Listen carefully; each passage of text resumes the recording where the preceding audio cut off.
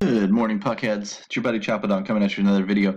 I wanted to run through a ton of stuff today. I hope we get to it all because I've started doing something a little bit differently in my research process that I wanted to share with you in terms of building a floor for maybe your cash game type of lineups. And it's had some entry-level success. It's something that I've always wanted to articulate but haven't really figured out how until we had a new guy join Slack, Anthony, who's been a little bit of a different thinker compared to the way I am. A lot very, very similar, but a little bit different in that things that I always think about, he's actually talking about and articulating, and so it's helping me articulate other points, which helps me bring them to you guys out here on YouTube and out on the Twitter sphere. As usual, follow me at Chapadong on Twitter. Click like and subscribe to the videos. If you like the content, we'll keep them coming. And consider joining DFSArmy.com using coupon code CHOP, C-H-O-P, for that 10% off every month. Don't ever forget to use that coupon code CHOP if you want to become a VIP. We talk a lot more in depth. Like I said, we've talked a lot with Anthony and some other guys inside the DFS Army lately, and everybody's game is getting better as a result of it. So again, there's only so much we can do out here for free. The premium content is bar none worth it in spades, from NBA to PGA. PGA, I cashed 6 out of 7 lineups last week, and PGA is a volatile sport. I mean, come on.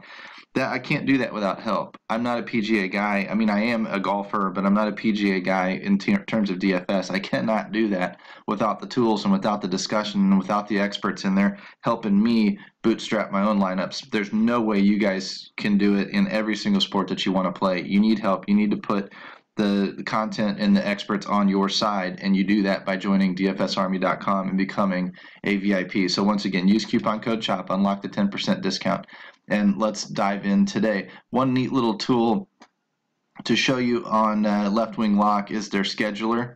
The game grid, it's up here underneath Tools and Stats Weekly Schedule. And what you're going to be looking for is tired teams. If you look at Anaheim, they start back-to-back road games tonight, and then they run to Edmonton and San Jose to wrap out the week. 4 games in a week is a lot. There's back-to-back road games tomorrow and Wednesday for Boston, and then back-to-back games Saturday and Sunday. All 4 on the road for Calgary this week. I mean, down here by the end, this New York game and then this Islanders game, it's going to be rough sledding for Calgary. It's just hard to keep your energy level up. Look at Colorado. Boom, boom, boom. 3 road games at the end of the week.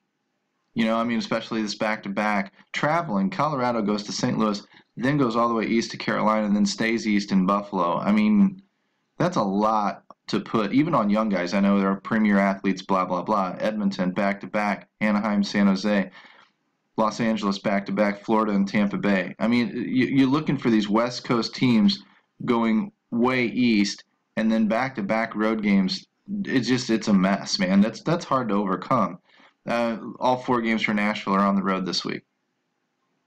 So these are teams that we're going to kind of, Vancouver as well, these are teams that we're going to kind of look towards opportunities to take advantage of. That's just one other feather to put in your cap of a little bit of knowledge that may make a tiebreaker somewhere down the road for you. Now on a 3-game slate, you might not have a lot of option, but on a 12-game slate, they're very easy to avoid. Let the fish go chase those games. You stay out of them, because while they may pop up once in a while and have this great game, most of the time your production is going to be suppressed in situations like that. It's just the numbers, guys. We play the numbers here. We'll skip starting lineups.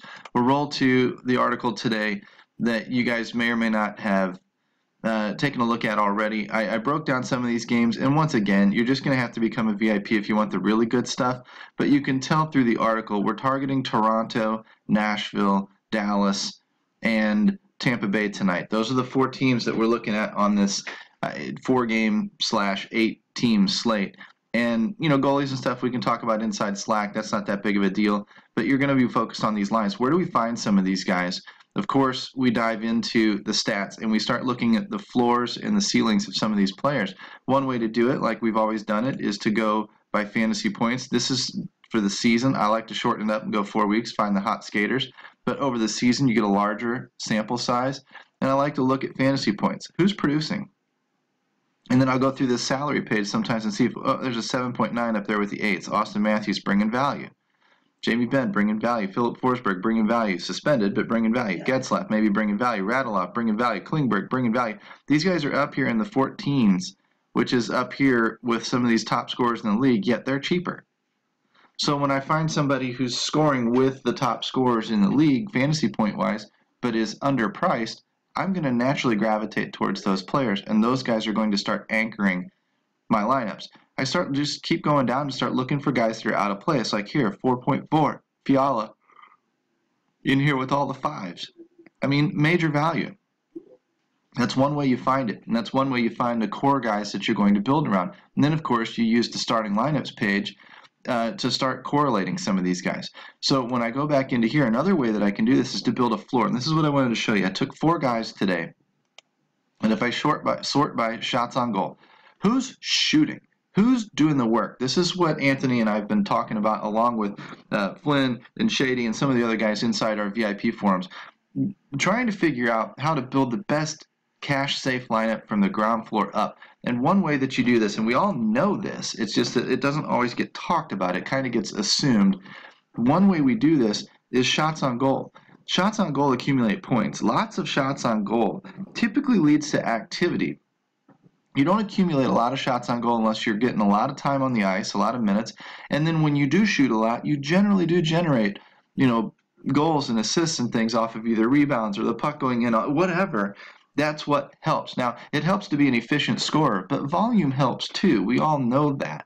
If I shot 100 pucks in one game, odds are I'm going to score a goal or two. If you only shot twice, you might miss with both shots. The more shots I take, the better chances I have at scoring a goal. So it's no coincidence that these guys who shoot a ton are a lot of times up here with the goal scorers. As I'm looking at Roman Josi not scoring a lot of goals this year for the shots that he's taking. But so there's exceptions to every rule.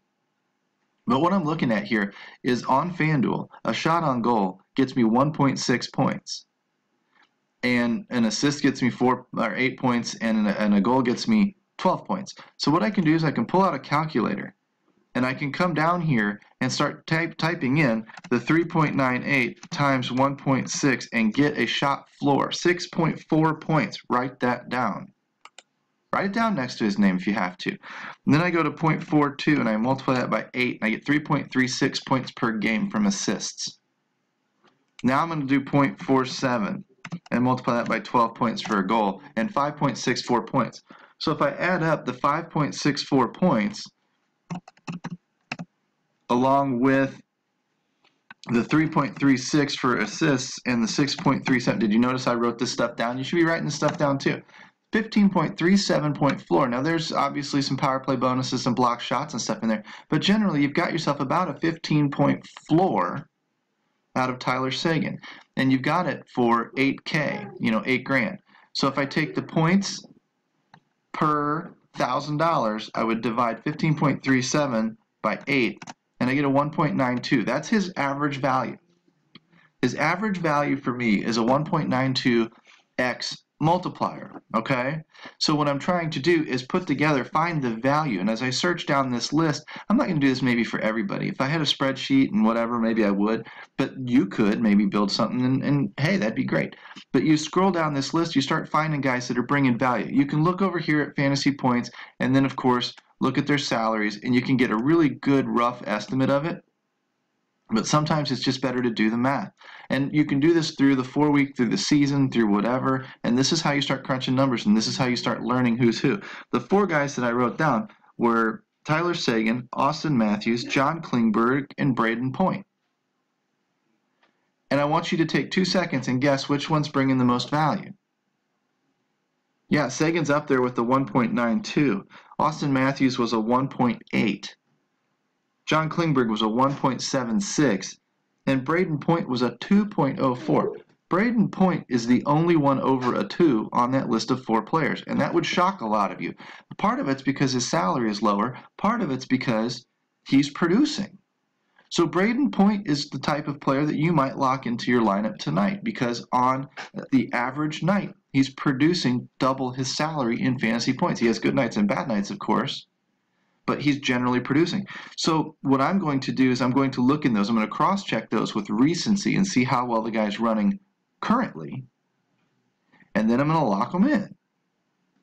And the other thing that I wanted to describe to you before I show you that is kind of how this works. The higher salaried guys, so if I go take this and sort by salary, the higher salaried guys generally cannot run at 3x and 4x their multiplier. You're not going to get 24 to 32 points out of Connor McDavid on an average. You'll get them some nights, but on an average. It's just like Antonio Brown in NFL. You're not going to get those huge ceiling games out of these guys because their salaries are so high, the multiplier doesn't work. So when people talk to you and you start reading and learning about DFS and, oh, what do I need for value? Oh, 3x, oh, 4x. No, that's all bullshit. Don't listen to that. That is antiquated thinking. That is not where you want to be headed. It's a good rule of thumb and a good goal to kind of baseline to sort of start with, but it is not the end all and be all because value is not linear. Treating it just like I need 3x and then I can roster the guy. That is a rookie move, and it is a linear mindset because you're equating somebody down here. If I open this up and click all, you're equating somebody down here at a 4.0, and this is almost 2x. And you're considering him as valuable to your team as somebody up here running a 16 at 8K. No. Tyler Seguin is way more valuable than that little 4K punt. That 4K punt needs to be more valuable to you by running 3x and whatnot on an average because it's a sliding scale. As the salary goes up, my ceiling can't possibly keep outperforming that salary. But what I'm buying at that salary price point is consistency. I'm buying a floor. I'm buying true points, and I'm locking them in. So I don't need quite as high a multiplier off those high salary guys as I do off those low salary punts. Off these low salary punts down here, I want to see huge ceilings. I want to see Ryan McDonough getting me 15 points a game. If I don't, there's 20, there's 34, but if I don't see consistently, now he's looking pretty consistent with the 16s, the 11, whatever. So I might roster him. But if I look at Kevin Shattenkirk, I'm not rostering that crap. That's not getting me anything. I need something that's going to exceed value repeatedly at lower price points. I don't need something to exceed value up here at higher price points because it's not the same. It becomes that sliding scale. So not to beat the horse completely dead, but you've got to understand that when I start building my lineups, I'm looking for guys up in here at these top price points that are very consistent producers and have been producing consistently lately. I'm not looking for ceiling out of these guys. They've all got ceilings. They've got huge ceilings. But I'm looking for them to hit their floors because I'm buying 18 points out of Kucherov and I'm buying, 14.5 points out of Getzlaf when I roster them. I'm not trying to buy 30 points. When I'm getting down into here, into this range, I'm trying to buy Nick Leddy at 11 points but with upside to say 15 to 16 points or higher. He gets me a 20-point game. He's more valuable to me than Connor McDavid's 20-point game because I paid so much less for him. But it's easier for him to do because Connor McDavid's going to be pumping out 20-point games on a routine basis, whereas Nick Leddy will not. So I've got to time those better games out of Leddy and just take the normal games out of McDavid and hope he outperforms a little bit. Hopefully that makes a little bit of sense when you're thinking about cash. That's what you're trying to do.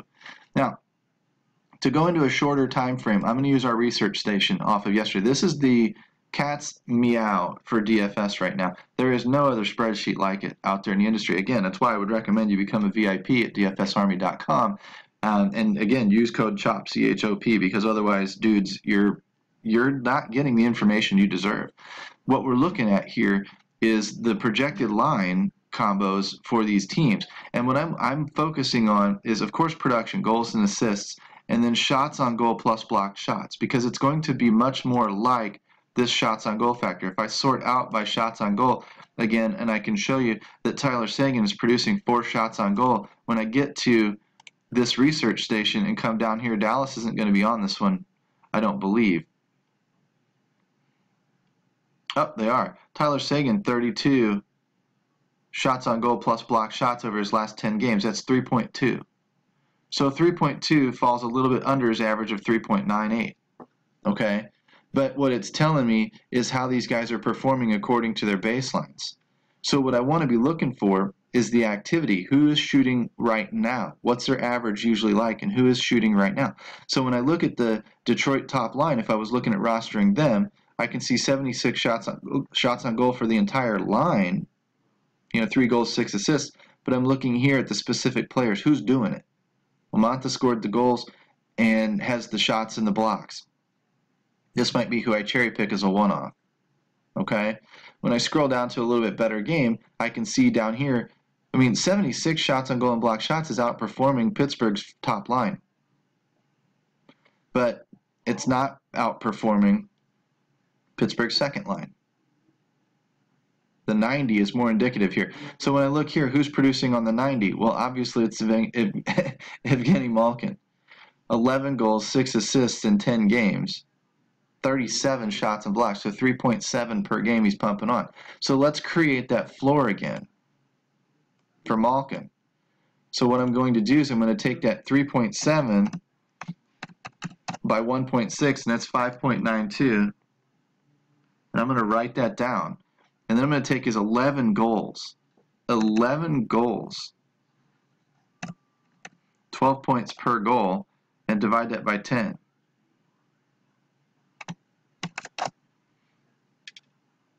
2.3 goals per game, for crying out loud. What I need to do is I need to do 11 times 12 and get the total fantasy points and divide that by 10 and get 13.2 fantasy points per game off goals alone.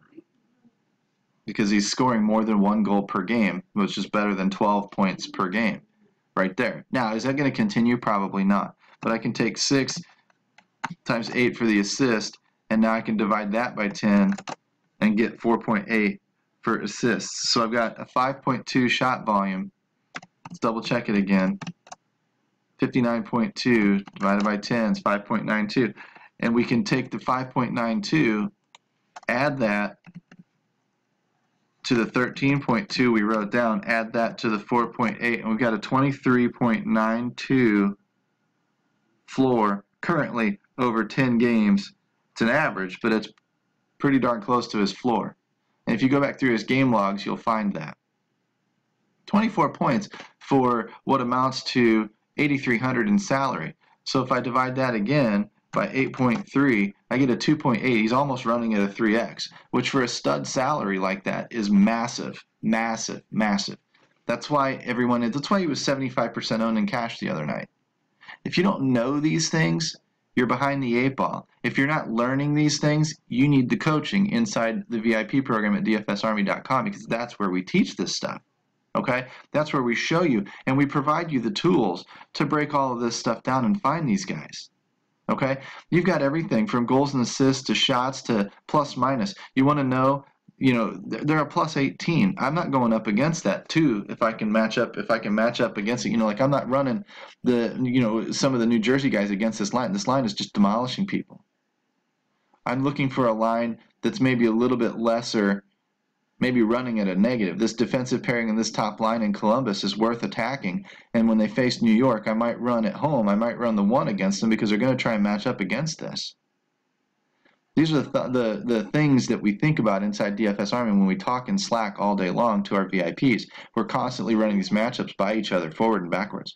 Hopefully you're getting something out of this. Hopefully it's worth subscribing to the channel, because this is the type of content that I want to bring to you on a more regular basis. But the stuff that gets developed comes out of our VIPs, and the really good stuff, the stacks, which offenses we're attacking tonight. Yeah, I can give you some tidbits out here for, in the public, but where you're going to get everything that we have to offer, every ounce of research we have to offer is by becoming a VIP inside DFS Army. So once again, use coupon code CHOP, C-H-O-P. Jump inside DFS Army, become a member.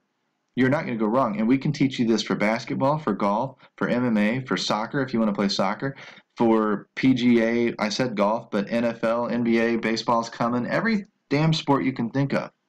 We've absolutely got it covered. We have experts and coaches in every single one, and we've got winners coming out every single night. We're turning losers into winners every single day. And I don't mean loser like you live in your mother's basement. I mean losing players that are constantly redepositing. Stop doing that. There's no need to do that. If you learn the fundamentals of DFS, you can absolutely become a winning player. And it all starts today. by clicking the link and using the code CHOP, C-H-O-P, at dfsarmy.com. Take care, guys. We'll see you soon.